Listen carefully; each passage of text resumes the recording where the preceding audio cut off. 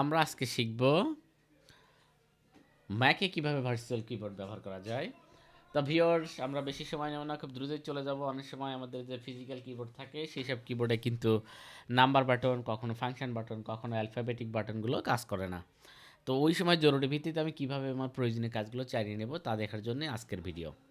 প্রথমেই আমার যে মাউসের স্ক্রিনটা দেখতে পাচ্ছেন সেটা কিন্তু এইখানে আমি যেখানে এটা নড়াচড়া করছি এটা দেখতে পাচ্ছি এ নামক একটি চিহ্ন আছে, সেখানে চাপ দিবেন।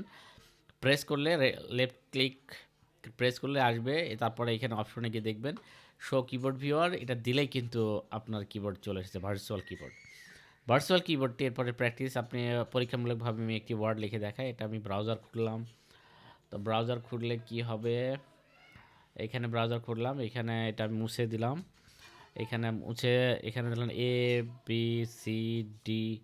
এভাবে আপনি যে কোনো ওয়ার্ড লিখতে পারবেন যেভাবে আপনি আপনার ফিজিক্যাল কিবোর্ড ব্যবহার করেন। তবে আর থ্যাংক ইউ। আমি আবার যদি না চাই তাহলে আবার কেটে দিতে পারি। হ্যাঁ, থ্যাংক ইউ।